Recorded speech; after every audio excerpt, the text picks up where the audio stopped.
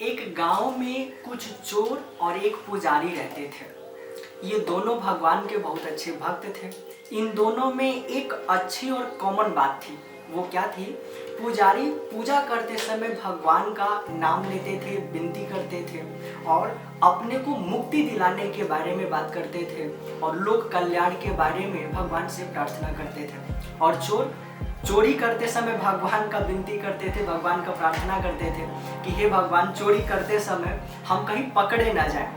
तो ये दोनों भगवान का नाम तो लेते थे, लेकिन अपने अपने अलग अलग पेशे में। एक समय की बात है, गांव में बाढ़ आ जाता है और जब गांव में बाढ़ आता है तो सब लोग गांव छोड़कर जाने लगते हैं। कुछ चोर जब गांव छोड़ के जा रहे होते हैं तो रास्ते में पुजारी बाबा का मंदिर पड़ता है और जब पुजारी का मंदिर पड़ता है तो चोर पुजारी से बोलते हैं कि बाबा आप भी गांव छोड़ करके निकलो। क्यों? क्योंकि गांव में पानी आ गया है, बाढ़ आ गया है, हम लोग निकल चलते हैं वरना डूब जाएंगे। पुजारी बोलते हैं कि भगवान के हम सबसे बड़े भक्त हैं तो हम छोड़ करके नहीं जाएंगे, मुझे बचाने के लिए भगवान स्वयं आएंगे।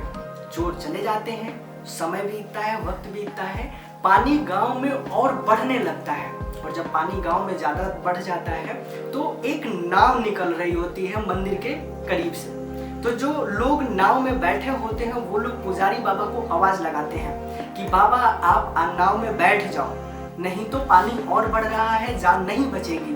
बाबा बोलते हैं कि नहीं नहीं, आप लोग जाओ, हम भगवान के बहुत बड़े भक्त हैं, मुझे बचाने भगवान स्वयं आएंगे।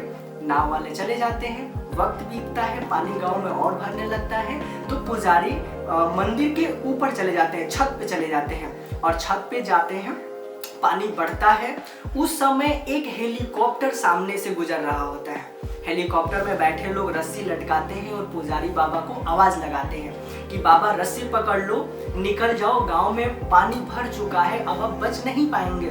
बाबा बोलते हैं कि नहीं नहीं, मुझे बचाने भगवान स्वयं आएंगे। तो वो हेलीकॉप्टर चली जाती है वहाँ से।